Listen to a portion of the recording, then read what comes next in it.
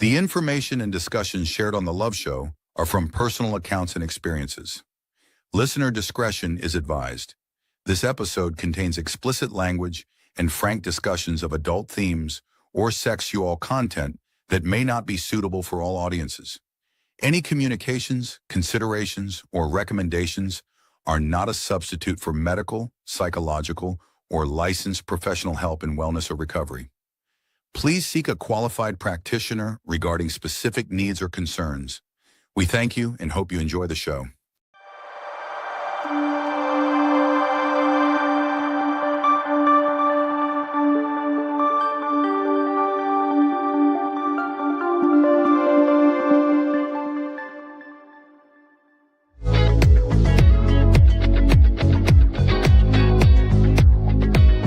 Welcome to The Love Show, an exploration of love, romance, relationships, and sacred sexuality. This is your invitation to dive deeper into your innermost self and strengthen the bonds of love and intimacy. Jennifer Rose is an international psychic medium, transformational guide, channel, writer, and healer. With the help of fellow trailblazers, Jennifer's mission is to combine timeless wisdom and modern spiritual awareness to transform and evolve humanity, all while encompassing healthy transformative love, epic beauty, and divine connection. Now here is your host, Jennifer Rose.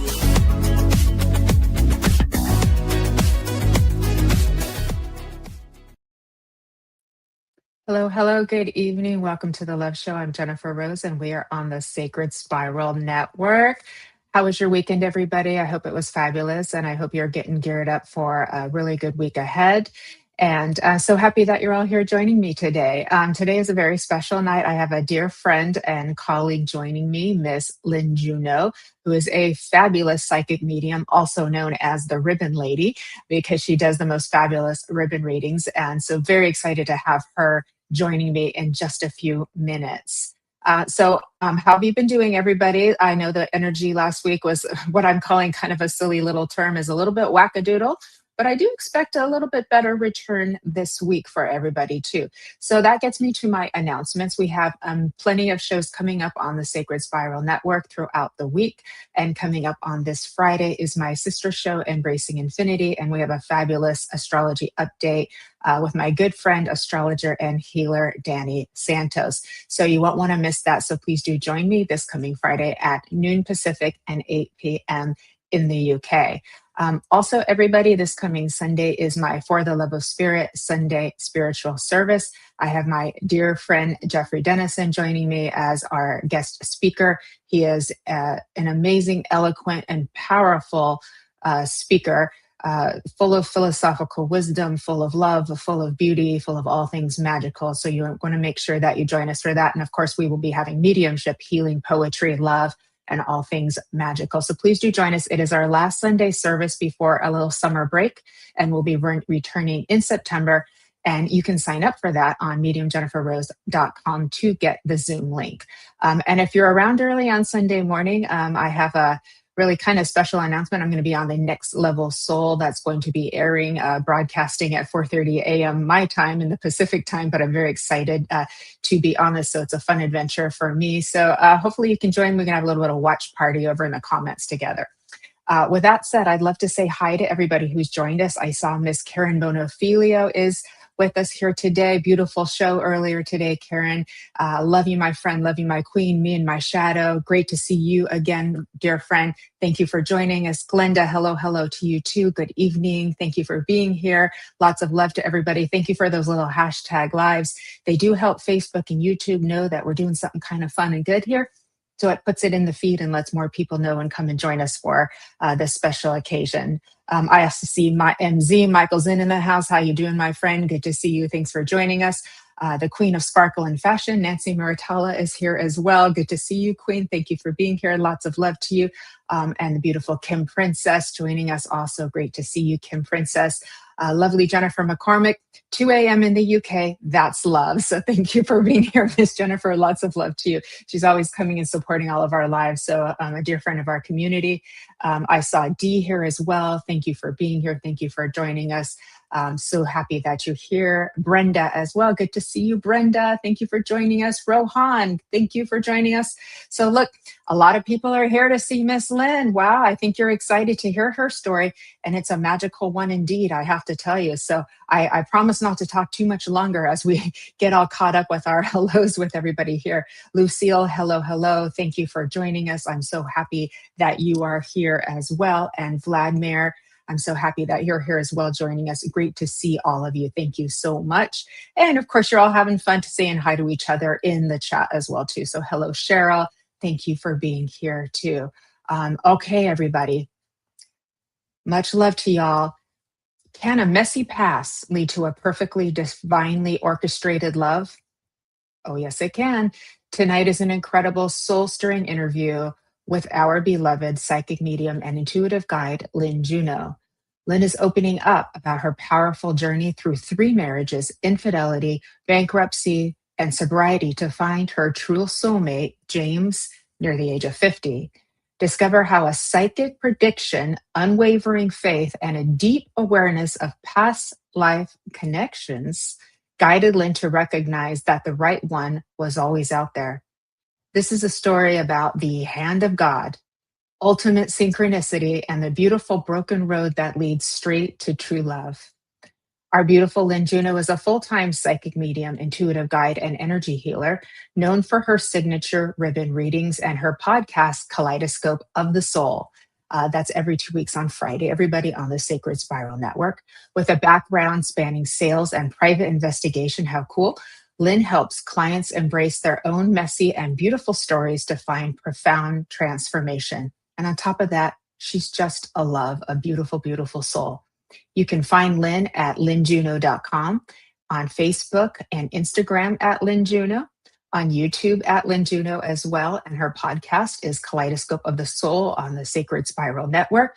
She also does live readings on the Spirit is Everywhere Facebook page every other Wednesday. So she's one busy gal. So how about we welcome in the beautiful and wonderful and magnificent Lynne Juneau. Oh my goodness, what a lovely introduction. Thank you, Miss So Jennifer. happy that you're here. And hello to our friends who have joined us, including the amazing and fabulous Brian Lahr. Okay. Mr. Wizard is in the house. Woohoo! He's in the house. He really gave you a good shout out earlier too while we were both putting our makeup on.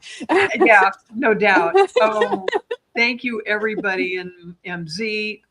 Oh my gosh, I feel so supported and so loved coming on today. I know. Aren't we blessed? Hi, Phyllis. Hi, Ed Odell. Tip top hat to you, my friend Ed. Good to see you all too. So we're all getting caught up. Hello, Lucille. See, we got a lot of people here to see you here today, Lynne. How about that? All right. Okay. So you have a pretty exciting, fabulous, and amazing story to tell. Like, you've been through a lot, but it has a really happy ending. Do you hear that, people? Happy endings are a real thing. We can do this. We got this. Okay. Where should we start, Miss Lynne? Do you want to start when you were little, just to kind of give us a little bit of a background of like how all of this came to be? Thank you. Yes. And don't worry, folks, I won't go back to when we were little amoebas. We won't go back that far. Too much. However, what I want to bring out in describing our love story is the synchronicities and what kept bringing us together and the things we had in common, which are kind of wild. So, and I know this is giving away my age, but who the heck cares, right? So I was born March 8th, 1954, and James was born December 30th, 1953. There's only 9 weeks between us, y'all. And so one of the things we're aware of is that we decided to come in very, very close to the same time. So we're basically the same age, right? But James grew up in rural Louisiana, in a little tiny town, right? Oh my gosh, when we talk about, they were really poor. But he had a happy childhood. He had the run of the town. His parents adored him. He had siblings he got along with. You know, he had a lot of freedom. So he grew up a little wild, and that's one of the things we have in common, because we feel sorry for people that are growing up more recently, right? Because safety is such a big concern now, right? And when I grew up also, I had the run of my small town in Southern California. So here's James growing up in Louisiana, and I'm growing up in Antelope Valley, which is high desert here in California. And I had a nice, middle class background, pretty comfortable. And James was raised Pentecostal. I was also raised in a religious environment, but it was Lutheran. So I went to a Lutheran school all the way through 8th grade. So we both had this strong religious background. So one of the other synchronicities that happened with us, sadly, are some tragedies at about the same age. So when James was 12, his father passed. And a year and a half later, his mother passed. So by the age of 13, James and his 3 siblings were orphans. And one of them was already married, but James and his brother and sister were like, what do we do now? And when I was 12, we lost my youngest brother in a car accident. So right at that age of 12, we both got slammed, with some hard stuff. Okay? That's a lot. Yeah, that's a lot at young teenagers. I mean, literally, you're just transitioning into a major phase of life, and that happens. Yeah. Talk about initiation. Yeah. Our family was never the same, needless to say. Okay. James's family, they didn't have anybody in the family who was willing to take 3 kids. So the kids got split up. And long story short, fortunately, James's oldest sister, who was married, took him and his sister, and they ended up living in a number of places in the United States. And his brother-in-law, eventually, as he grew up, got him into the oil business. All right. So by the age of 18, James was working on oil rigs, and he's still in the oil business. He's still working out there on the oil rigs. Of course, more as a supervisor, not a floor hand. But anyway, that's how that started. So my life was more stable. I stayed here in Southern California and, had this nice middle class upbringing, except for that tragedy. And the other thing that's part of my story is my sobriety. So I want to talk about the fact that from as soon as I could get a hold of some alcohol, I was enjoying it. If I could sneak it, if I could steal it, by the time I was 13, 14, not all the time, but enough to where, So this started as a teenager, and it was beyond normal experimentation, because all of us teenagers kind of did that a little here and there in the, a little bit of, but Yeah. you were a little bit more than that, which would make more. sense. You had just had this tragic happening in your life. It would make sense. Yeah. James, on the other hand, I don't know what kind of wisdom his old soul had, but he watched in his small town in Louisiana, the local town drunk falling down and going to sleep in the alleys, and said, "What's wrong with that guy?" They said, "Well, he's drunk." And James at that point made up his mind he was never going to make a fool of himself and do that. And the first time he smoked a cigarette with the boys, he said, "Oh, bleh." So he didn't drink, didn't smoke. So, as I got older, by the time I was 18, I was in the direction of a wild child, and it was the early 70s, and it was party time, y'all. You're kind of opposite. I mean, it tends to be more of the male tends to be the one who's the partier, and the female tends to be the little bit more, well-mannered or well-behaved one, but you kind of did a little flipperoo. You were the naughty one. Okay. We really were. I want y'all to know that I spent years corrupting James. This has been my pleasure. It's been so fun to get him How to has go he on received that. this, Lynn? How has he received the corruption? And hi to our friends here who joined us. I'll tell you, his life was so boring until I came into it. Now, I've been sober a while, okay, and that's part of our story. But let me go back a little bit. So here's James, 18, 19 years old, making a good living in Colorado in the oil fields, and he meets this beautiful woman, Penny, okay, who's all of 16 years old, okay?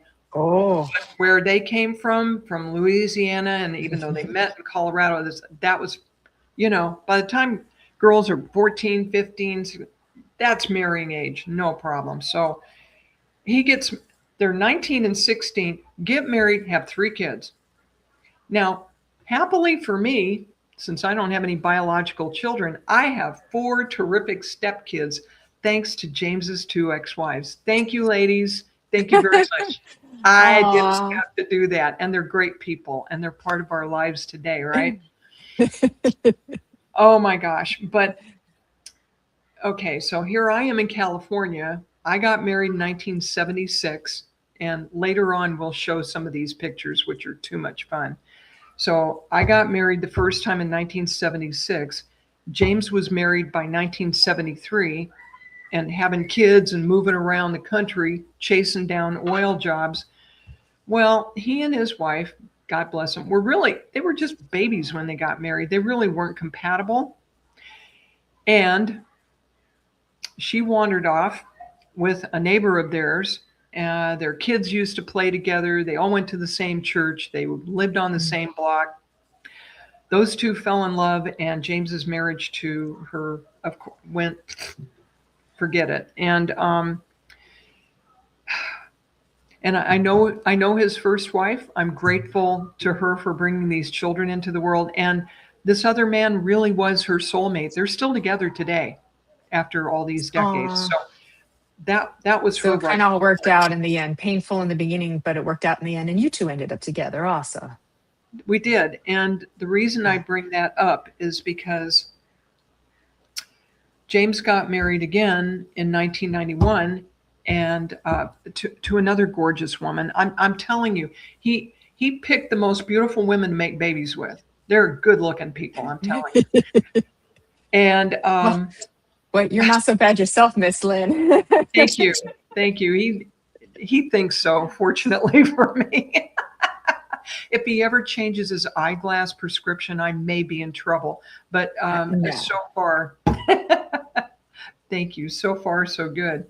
So he married the younger woman, Vicky. James had 2 of his 3 kids to raise. He needed help. He worked long hours. Vicky had 2 kids to raise. She needed some financial help. They got together, but she was almost too young to be a stepmother to his kids. And this was button heads and not great. But she had a boy, Daniel, who's still in our lives. Happily, Daniel came along. That was our gift from that. But that marriage only lasted a few years. And what happened to that? Okay. She took up with a friend of theirs and started a romance and moved all the way from California to Oregon. So James had 2 marriages where friends of his stole his wives. Oh, dear. And he's like, is there going to be a happy ending for me now, God? He was beat up. He was beat up pretty bad. And to this day, he is not especially anxious to make friends with other couples. He checks out the guys really well before he goes there, right? They'd better be top-notch people. So he's doing that. That takes him into the early 90s, okay? And I was with my first husband a total of about 7 years. We were in California, we were in Texas, but my first husband, Frank, and I were partying, and this was the he kept being unfaithful to me, quite honestly. And I had a choice to make, okay? I could either dump him, and I was really young and I really did love him. I really loved him. We decided to have an open marriage. I'm sorry for laughing because How modern of you. I mean, that would not be, super surprising in today's age, but back then that'd be pretty modern, I would say. our Aw. attitudes about it now are a little bit different. But I will Yeah. tell you that at that time in the early 70s, my experience of it, it was an unmitigated disaster. It was just awful. So we tried it, but no, we don't like that. Okay. Okay, after a year, I mean, we hurt each other bad, Oh, bad, because we had an agreement. We weren't gonna. The agreement kind of fell apart. So he found out exactly what I was doing, and at the same, he fathered a child by another woman during oh that. my. I mean, this was. I do not recommend open marriage. I just. This is kind of like the days of our lives. There was quite a bit of drama. But I mean, so it's Earth. Of course, it's going to be full of drama. It's planet Earth. I mean, look where we live. I have not had a boring life, and Okay. the reason I'm So are you still with open- Frank?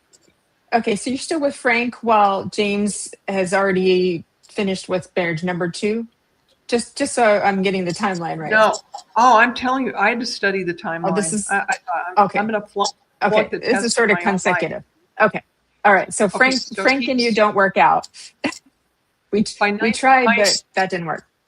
Yeah, by about 1990, 91, Frank and we're splitting up.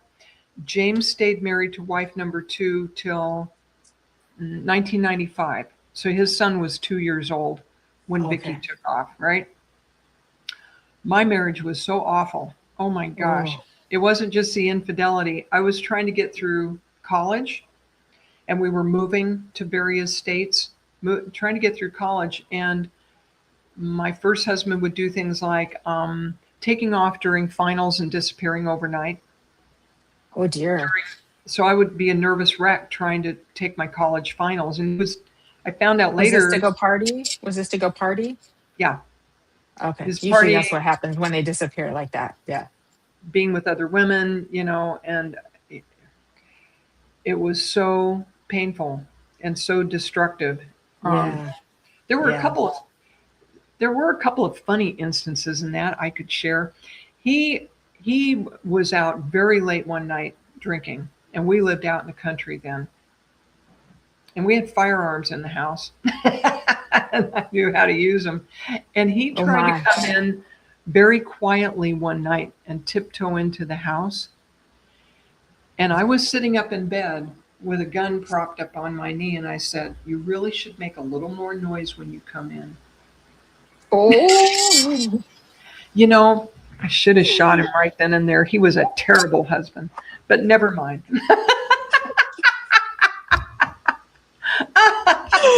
I had my chance and I blew it, y'all. Just kidding. Oh my. That's not spiritual. That's not spiritual. What kind of show are you running here, Jennifer Rose? Oh, It's God. after hours, Lynn. It's all right. Oh, It's after yeah. hours. All the kids go like this. Okay. So, I think you got a few laughs from your friends here, Major. God. It's all good. oh God, I hope so. Wild Wild West. I know, right? It really is the Wild Wild West. It's cowboys and cowgirls gone crazy. Like, wow. Yeehaw. Yeehaw. Oh God. Don't mess with Lynn. Miss Ashley says, don't mess with Lynn. She says, no, don't mess with Lynn. You know what I just remembered, Miss Jennifer? Oh. There was a spiritual component in that breakup too, because I went to a psychic out in Antelope Valley when I was trying to decide whether to dump this husband of mine or not. And I think she was a good psychic, really. And she told me some things that resonated. She was right on. She goes, "I know you're torn and I know you came here." And she said all she could hear was static. It was like the voices coming in. There were so many different voices and so much confusion. She said, "I can't really give you a clear answer, except I think that you're going to hang in there for, I think she said, another 3 to 5 years before you finally give up. And something in me just snapped. And I thought, if I stay with this joker another 3 to 5 years with his shenanigans, I'll be a crazy woman. I will not survive this. I still look back on that and wonder, because I was going to Cal State Northridge and I was on the dean's list taking psychology classes. And if I could have tolerated him a few more years, I could have gotten my degree in psychology. But I couldn't stand it, and I left. All right. So now there was another psychic thing too, but that was the first one, right? Was there another psychic thing? And they're all calling you little Annie Oakley now. Annie, get your gun. You're all focused on that gun. Do you know I was in an Annie Get Your Gun play as a kid, and I played one of Frank's girls. No, you can't. All right. Yes, I can. All right. All right. Come to Montana. Back to you, Lynn. Will do. Lynn, come to Montana and wrangle up. I've been to Montana. It's Wrangle beautiful. them. It's beautiful. Oh my God. All right. All right. This is too fun. Okay. All right. Where are we next? But I knew the psychic thing happened because this was an important piece, but I think there was another psychic piece, right? Well, there's several. And you know what? Okay. I think I said 1990 we broke up. It was 1980 because I wasn't. Okay. I misspoke. I'm telling you, I had to write That's down okay. a timeline. That's I'm like, okay. what? So you took the psychic's advice and said, no, 3 to 5 years, I'm out. Over and out. Roger that. Is that pretty much what happened? Okay. That's what happened. Got it. So I was out of there, and I struggled financially all through the 80s. I had a very, very tough time supporting myself, and I was drinking and dabbling in other things, but mainly drinking. And I became a private investigator during that time. Also, by the mid 80s, I was doing investigations, and I was a private investigator in California for like 7 years, but I wasn't sober right away. That certainly would have helped things. I didn't get sober until, so James is over here. I didn't get sober till 1988. So during all that partying, as a single woman, very risky behavior. The crazy things alcoholic women often do, taken off with, the wrong guy, a guy you don't really know. I could have been in that movie, Mr. Goodbar, if I had not been. I was just fortunate. I have angels that look after me big time. Yes, you do. Yes, you do. I'm lucky I even survived a lot of that stuff. By some souls, Lynn, when they come down to earth, they want an adventure. Do you think maybe you were one of them? I'm telling you, in 1972 in California, they made 18-year-olds adults. March 1st, 1972. March 8th, 1972, Lynn turned 18. And on March 10th, she left home. Do I like my freedom? Do I like adventure? Oh, hell yes. Spoken like a Pisces. Yep. I was up for my freedom and adventure. Yep. Yeah. Oh my goodness. So, let's see. By 1988, I was scaring myself, and that's it. And I'd been going to anything anonymous meetings where all these different people, all these different problems. I was there for codependency, but after sitting there for a while, I said, "Wait a minute, I definitely have a drinking problem," and I got sober in there, and I did. Anybody who's been part of AA or 12-step program, and a lot of us have. All right, you'll relate to this. I used to go to the codependent meetings when I was much younger. Did you? Yeah. I caught it very early in life. Yeah. So I know that. Yeah. Oh, I was codependent. And then I got a boyfriend who was from one of the other meetings. So yeah, that didn't work out. So. Oh, those meetings? Oh yeah, we got to talk about that. They shouldn't have them right next door to each other. It was bad. Oh yeah. There in my Everything Anonymous meeting, there were sexaholics, overeaters, people with sugar addictions, codependents, alcoholics, and drug addicts. And the people that were sex addicts, I would always go, oh, dang, that almost sounds like fun, all that stuff they're doing. But hey, never mind. Um, so We're having a lot of fun in the comments. They're all welcome. They're all welcoming you to Montana, and they're telling their wild child stories over here. And yeah, so you're in good company, Miss Lynne. You are not alone. Did I get a boyfriend from a meeting? How many boyfriends did I get from meetings? Are you kidding? I bet you did. I bet you did. There's a saying in AA, if you come here looking for love, the odds are good, but the goods are odd. They also have that 13th step thing, you know? Oh, yeah. So you have to be careful because that's a real thing. Mm-hmm. Well, they needed to be careful of me. Never mind the other way. Well, that was for, I had to be careful of that because, yeah. Oh, my God. Okay. So 2 weeks into getting sober, this young man from the church I was going to, I went to this like metaphysical church, and I knew his whole family. He asked me to marry him 2 weeks into my sobriety, and I said yes. Oh my. How much dopamine was your brain flooded with, Lynne? I'm telling you, this is the height of insanity. And this was the height of dopamine. Oh, just, bang my head against God bless your brain.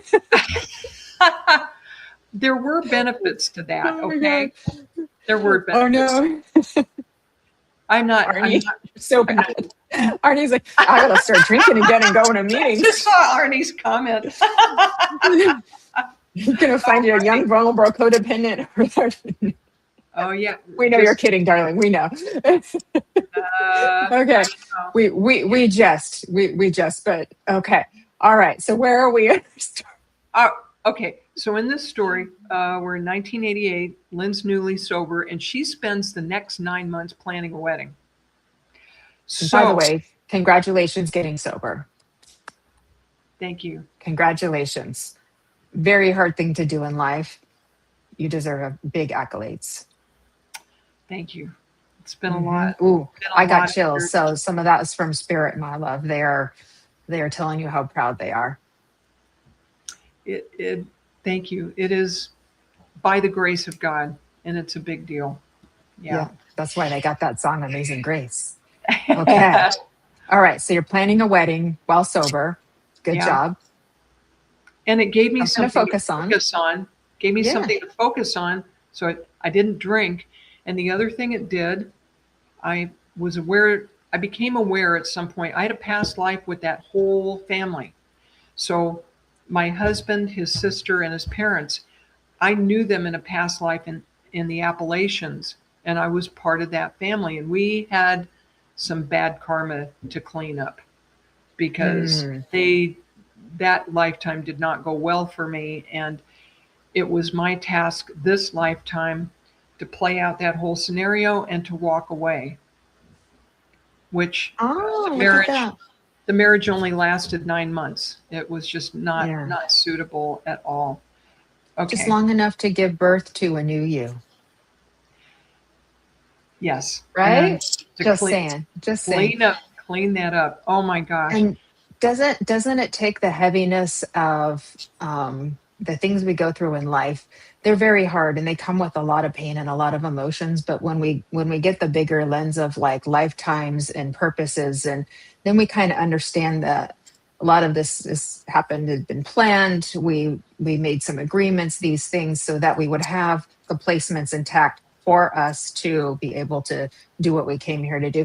And it kind of takes the heaviness away a little bit. Does that make sense? It gives us something to kind of go, oh, okay, we see the bigger picture. And I think that helps us to move on a little bit. Would that have been the case for you when you did your past life work? Absolutely, it did. And the past life aspect came in a number of times. There were points in my life where I was very stuck, maybe in a bad relationship, or I did not, I was doing things that were not logical, couldn't understand, why did I sign up for this? And thank God I had the resources to find people to help me with past life regression and help make sense of it, which enabled me to walk away from some bad situations. So proud of you. Yeah. Thank you. Yay. So You got a let's lot of see. congratulations, by the way, too. Yeah. Yeah. You have so much support. You are very loved, Miss Lynn. So I hope you can take all this love in, because it's big. Yeah. When You I got saw big love. how many people were noticing even the posters for this, I went, oh my God. I know. And thank you everybody for joining We're us. so blessed. Yeah, we are so blessed. Okay. All right. Okay, Lynn. so back to the story. So I'm bumping around. Here we go into the 90s, and James, let's see, his second marriage broke up in 95, and for the next, okay, his marriage to the gorgeous younger lady who took off. Okay. James graduated high school and went straight to work in the oil fields. He is a very bright man. You know James. He's inherently Yes, I bright, do. but he didn't have a lot of education. And one of her last insults to James was to call him a dumb hillbilly. Oh. So Oh, no, she didn't. Oh, No, yeah. she didn't. Oh. So in addition to breaking his heart, she insulted him. Okay. So he spent the next 7 years of his life not dating and reading voraciously. When I met James, he had almost nothing in his apartment except a small table, a chair, his bed. His roommates' beds were in the other room, and stacks of books. And he read for 7 years. Wow. And educated himself. And he loved philosophy, and he read science and philosophy and just a broad spectrum of things. Oh. Because he wasn't going to be called that again, and because he had a sense that he had a sense that his right mate was out there and that she was really bright, and he wanted to be ready. So he spent 7 years educating himself. In the meantime, I went through a couple of bad engagements, all these different boyfriends, and in the meantime, it became a joke with my family because most of my boyfriends were named Jim or Jimmy or James. Husband number 2 was James Jr. Okay, he was a James, not Jim, James. Okay, so my family expected that every time I brought home a new boyfriend, his name was going to be Jim, Jimmy, or James. It was hilarious, right? Mm-hmm. And oh my gosh, where are we? Where are we in this timeline? Oh gosh. So he was reading, waiting for the one to show up because he had a sense about you. And then Right. you've been divorced twice and dating here and there. And He's been so I divorced think we're close to the part where we you're meet. like, who's out there for me, right? Yeah, we better start talking about what finally brought us together. After all these boyfriends, I took a break for a year. I didn't date any. That was hard for me. I was like celibate for a year. And then I figured out that it wasn't the male population that was the problem. It was my man picker. My man picker's always been broken. It's like, my family would go, where do you find these people? I don't know. Anyway, so I decided to, get back in the dating world. So I'm gonna jump forward now. My second engagement, like 2001, we had 9/11. It was at that point I was thinking of breaking up with this guy. And when 9/11 happened, I changed my mind and I hung on to that crummy relationship for a while longer into 2002. But in March of 2002, that's what I want to talk about because all these divine synchronicities started coming in. So in March of 2002, James I forgot to explain something. James is psychically gifted, but nothing like me. He's not a psychic medium. We used to take psychic development classes together. He can do readings.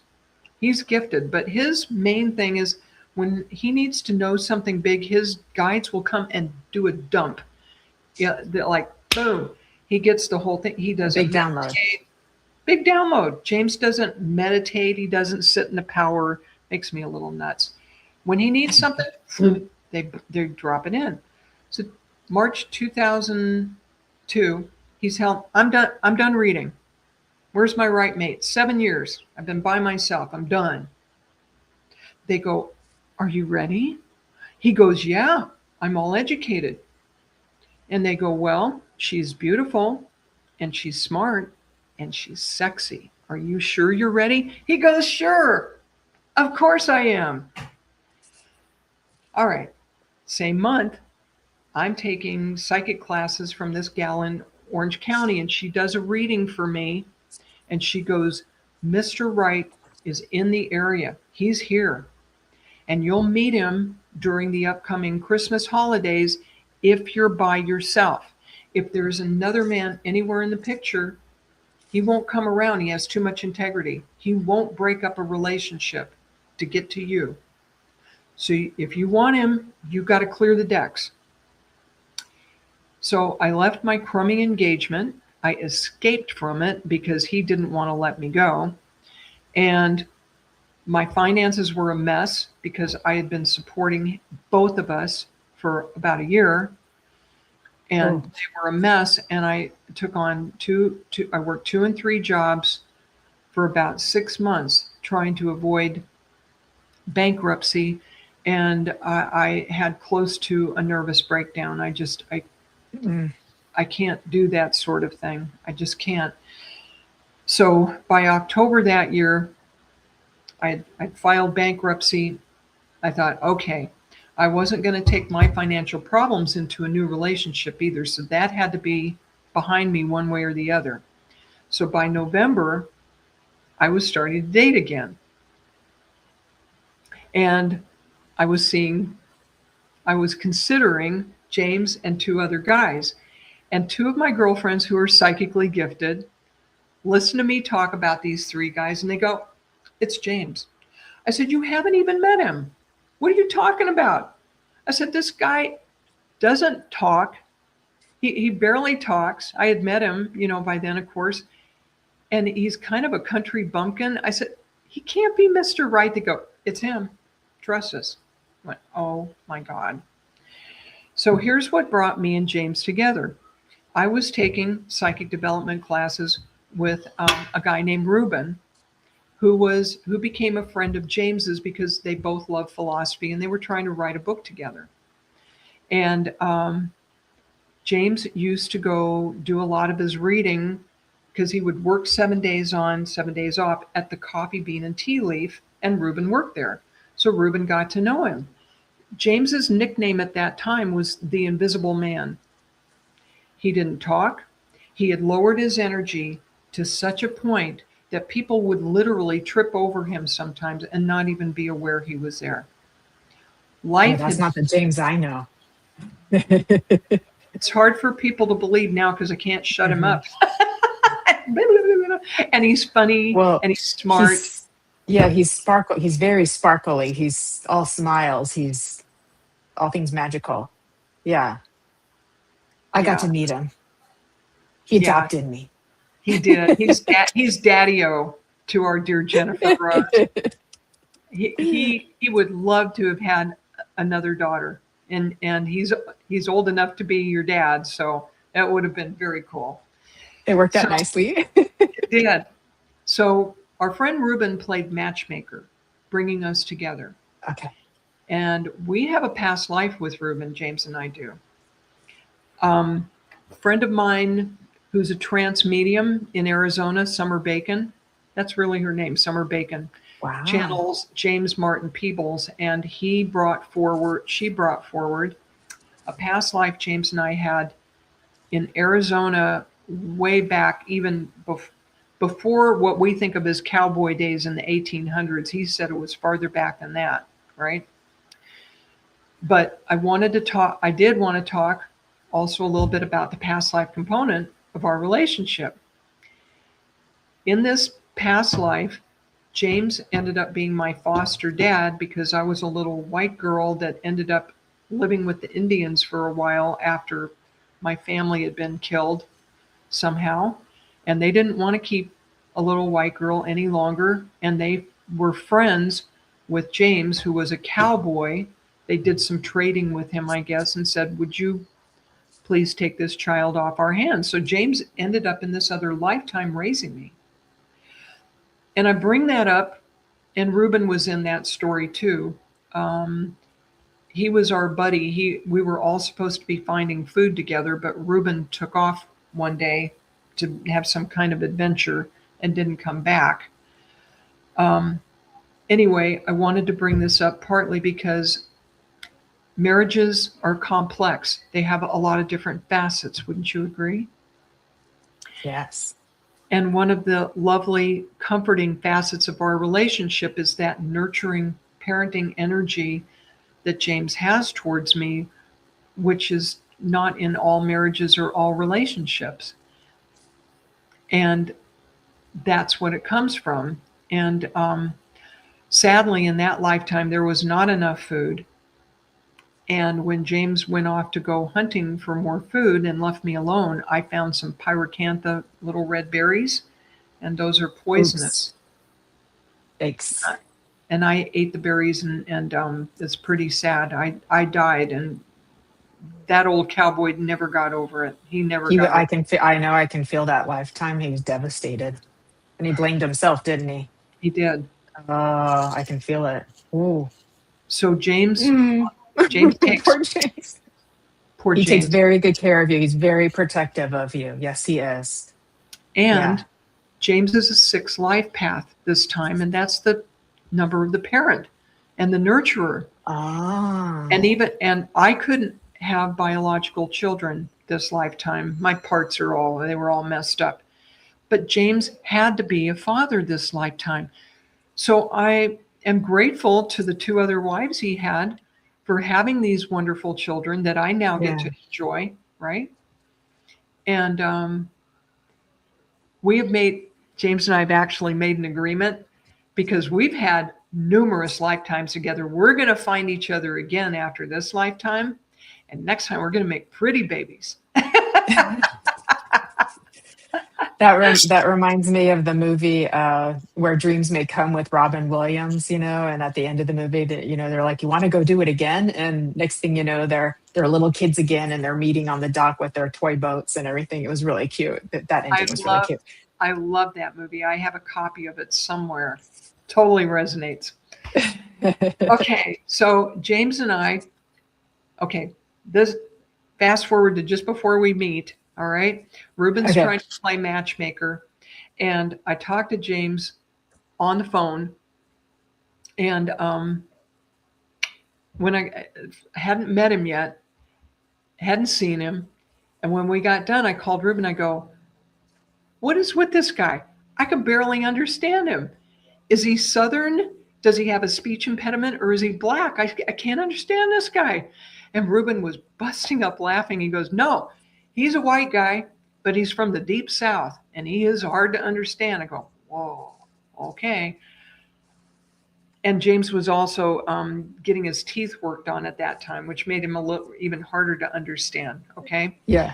I was being very cautious, and before I met him, Reuben introduced me to James's son, Michael, who was living with him at the time. And he goes, I can tell you what James looks like. He looks like an older version of his son, Michael.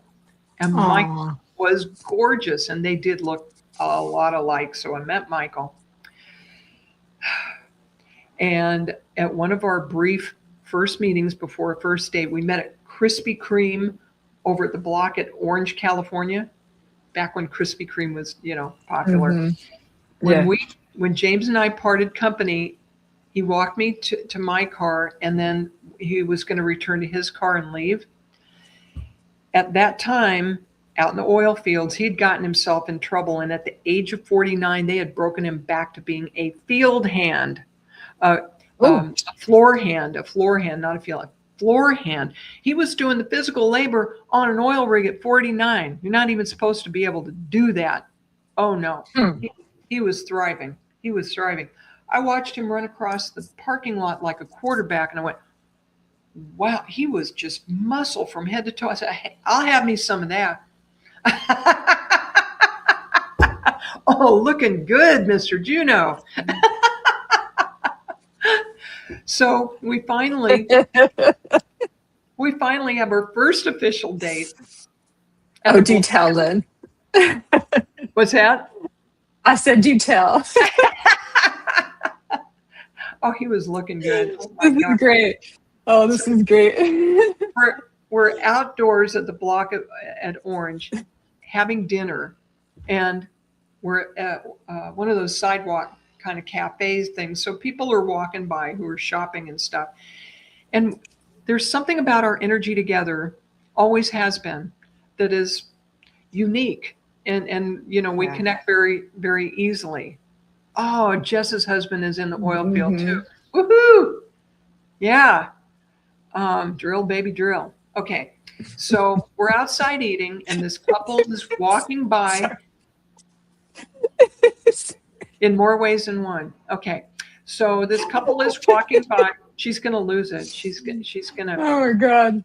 Okay. This is one of the best shows ever. You like this? I'm glad you're liking this. I didn't know how. We got pictures, everybody. Don't leave. We got some pictures to share. So first date. Oh my God. We're at dinner at the block at Orange. Okay, and this block at Orange. Couple walks by and says, "Oh, you two look like such a terrific couple. How long have you been together?" Because bear in mind, we're both close to 50 at this time. And I was wearing a watch back then. Look at my watch. I go, about 45 minutes now.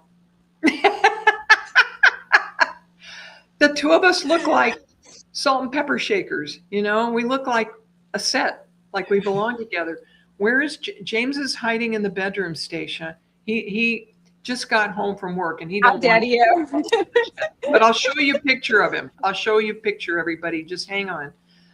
So James, when I met him, was so shy. The first 2 dates we went on, he wouldn't order dinner for himself. He made me speak to the waiter. That's how bad life beat up my sweet James. Okay. When I asked God for a new partner, I said, my man picker's broken. You think I should be with somebody? You choose. But I want a man who's strong and masculine and kind.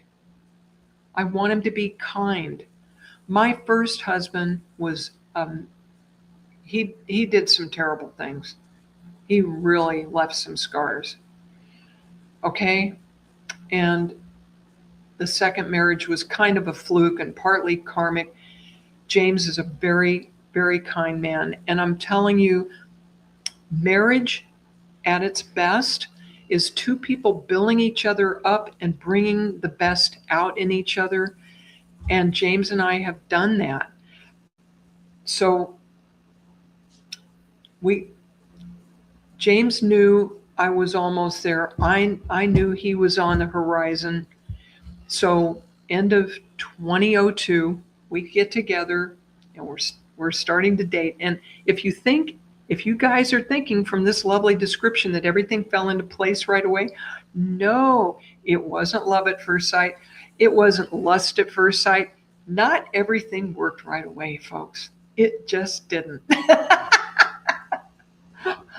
Well, that's not a bad thing, because sometimes people, they have that huge kind of bubble, and then it can fizzle out after a few months. So you had more of the build up. Yes. Our buildup is still happening, but well, of course. So you did it your way. You got to know each other. That's not a bad thing. You got to know each other. We did. But at the beginning, honestly, the romance part of it the sex part of it didn't go so well at first. And I lived on the second floor. My apartment was on the second floor. And one morning, after we'd spent the night together, I'm looking at James, I'm looking at the balcony, and his guide said, she's thinking of throwing you off the balcony. You got to step off. We better step up your game here. And by God, he got another divine download. Whoop. And he got better. And he kept getting better. And it's been 24 years, and he's still getting better. He's doing that. I'm so happy for you, Lynn. Capricorn reverse aging thing. I go, dude, you're 72 years old. Reverse aging is a real thing. You can do it. You can. He's amazing. It's true. Yeah, And if he he is. hadn't gotten better, we would be having this conversation. God bless him and the guide that gave him the download. Oh my gosh. So once we were a solid couple, This is too much fun. That was Yeehaw! it. Kelly Brickle says, yeehaw! Yeehaw is right. Oh my God. Okay. So, I don't My know shadow says, heck yeah. how much more time do we have? We're almost We do hour. need to we probably should get to the photos, my love. Yeah. Okay. We got some really cool photos to share with you. And I have a favorite, which is, yeah, all right. that's my favorite. So all right. Let me just say quickly before the photos. Okay. James and I did move to Arizona. It always felt like home. And we didn't get legally married right away because James had some old problems with the IRS that I did not want to share with him. So we did a hand fasting ceremony, which I have a picture of coming up in 2007 on his birthday. And then August of 2009, we did get legally married. So we're coming up on 15 years this next month of being legally married. But congratulations, Lynn. Congratulations. Thank you. It has been a sweet ride. And James, who couldn't even order dinner when we first got together, 10 years after that became a well site manager. And Jess, you'll know what that means. So he went from being a floor hand and doing physical labor and not talking when I met him to being in charge of an entire well site, which is like being the general contractor on a house construction. It's very similar, where you have to coordinate all the vendors and make sure everything's safe and running smoothly. We did that in North Dakota, Jess, and made a boatload of money there for a few years. Holy cow. Those were our glory days. So some of the pictures you are going to see coming up here are from that time. Because I told James when we were up there during the oil boom, I go, baby, we got all kinds of money. We're looking good. We're not getting any younger. Let's hire a professional photographer and capture this moment. So that's what it's going to show you. When you said glory days, I started hearing Bruce Springsteen. Glory days. Indeed. Oh, that's good. Okay. Are we ready, Miss Kelly? Here we go. Okay, everybody. You're in for a treat. Oh, this is the best. That's our favorite. Isn't she hot, everybody? Look at Miss Lynn. I love this picture of us. Such James a beautiful looks like photo. he just won grand prize, He does. He looks like the happiest man alive. And you notice we're wearing the same color. When Yes. we showed up, the photographer said, I never encourage couples to wear the same color. And she said, on you, it works. Go ahead. Oh, So that's beautiful. she said it'll work. So yeah, I love it. You got so many wonderful comments coming in. okay, and that's All Jack right. Fairfield, North Dakota. That's your man. That's my man. That's what he does. Okay.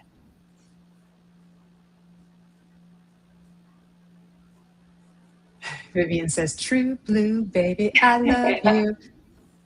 All right, there's the cowboy and the cowgirl. Yeah, speaking of yeehaw, there it is. Giddy up. Yeah, don't get me started. I know, right? If you only knew. We loved North Dakota. Okay, Aw, James that's a great and I picture.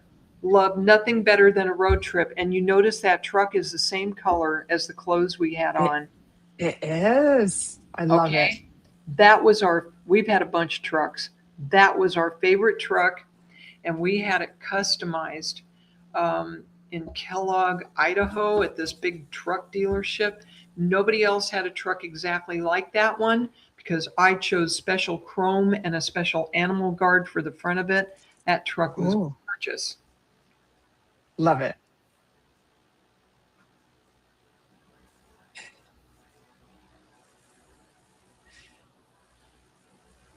That's us back here in California celebrating James's birthday a couple years ago. Aw, That's the effect he has on me. He makes me laugh. that smile. Yeah. He makes you laugh. Isn't that one of the best traits? Absolutely. Yeah. Because, I we love don't that. spend all of our time in bed. We got to do other things too. Well, women are sensitive and emotional, and so it really complements the dynamic between the two of you. And he has such a gorgeous smile too. Yeah, he does. So yeah.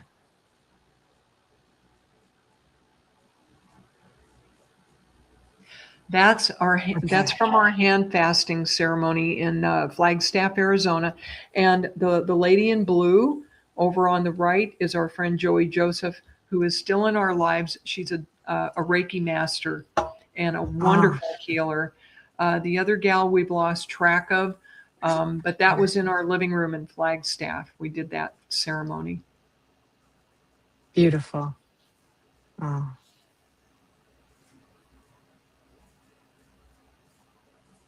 Oh, okay. That was husband number two, the other James, who was 11 years younger than myself. Does he look like a baby or what? I definitely robbed the cradle that time. I think you did, Lynn.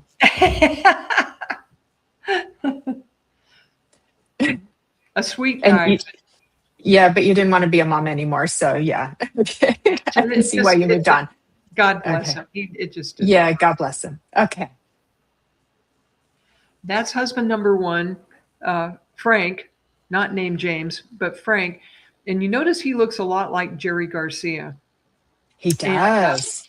we were definitely we were partying down back then. That was 1976, and we got married in Capitola, up in Northern California, You look Monterey, so, Capitola. even though you were partying it up, you look so sweet and innocent there. I did, didn't I? You Managed to do did. that. Yeah. Oh my gosh.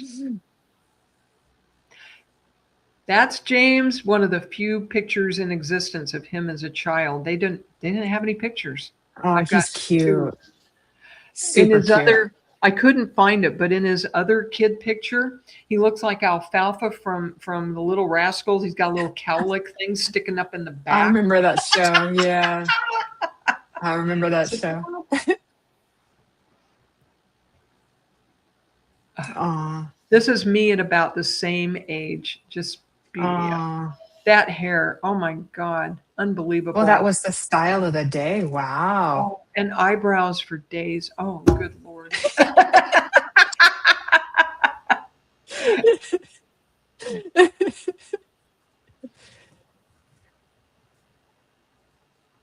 Okay, Do I we think have the one? Do we have the one of you guys getting married, the hand fasting one, or do we not have that one? we just showed it with the four people standing up. Oh, no, the one where you were kind of together, just the two of you. I think I saw that one. Okay, maybe we don't have. That's okay. Is this little you? Yeah, that's little me. Oh, cute. I think It looks that's like you're missing your two the- front teeth. All I want for Christmas is my two front. You're so freaking adorable. one of them I think was black because it got hit by a swing. So Oh no, yeah, one of my teeth kind of died, and then fortunately, it was a you got a big new one. Yeah, I Yeah, got a new yeah, one. you got a new. This is so Oh, cute. Oh my gosh, you're Michael's so cute. Thank you for indulging me, everybody, and showing some of those old photos. I know, these are great. These are so great.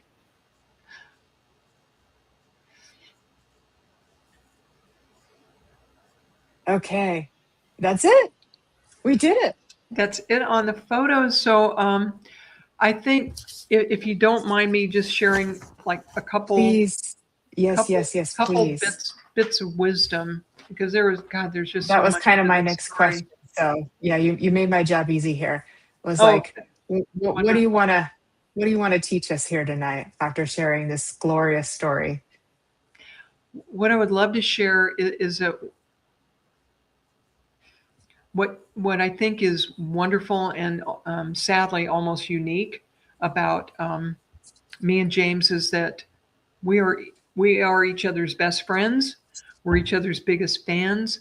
We always have each other's backs. And I think in a lot of marriages, what I've seen is that people are competing with each other, or they're in an adversarial position somehow with each other and playing tug of war.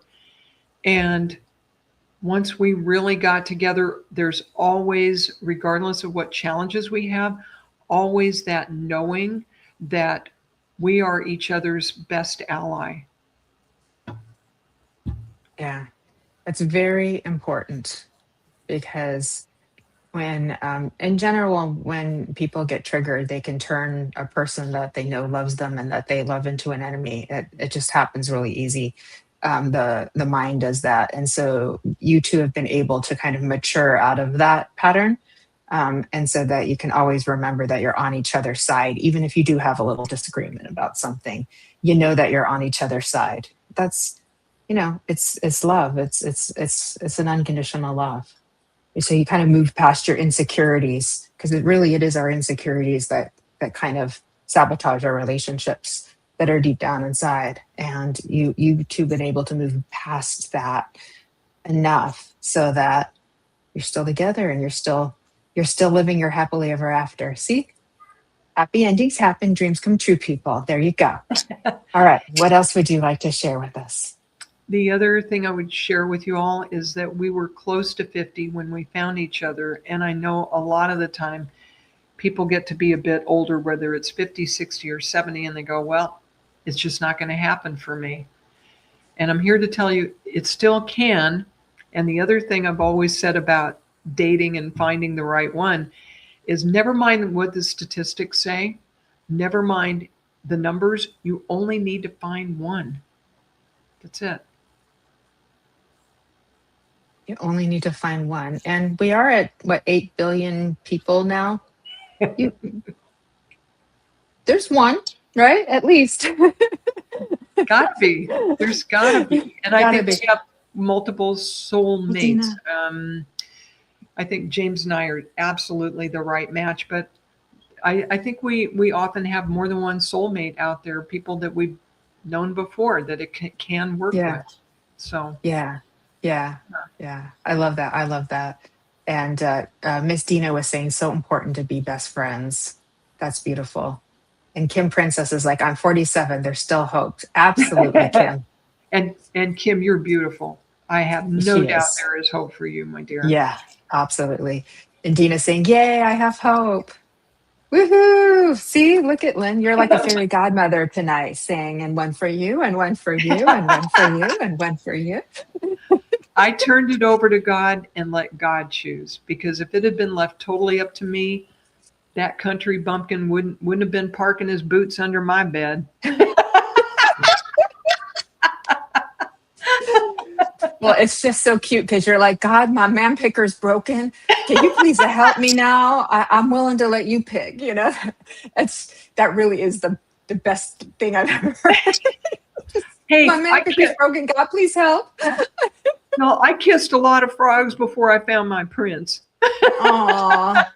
But it was worth the wait. It was worth the wait. And I have met James, and he is a wonderful man, full of integrity, loving, responsible, loves you so much. And I have nothing but hope for you for, a very long, happy life together. And so you'll continue to thrive and spread your magic around and show all of us here that there's still hope.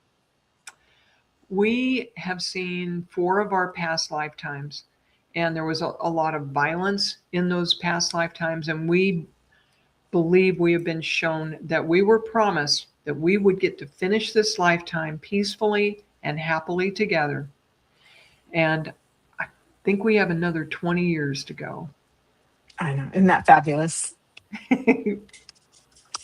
That is so fabulous. That is so fabulous. Miss Lynne, thank you. As Brian would call you, the violet goddess.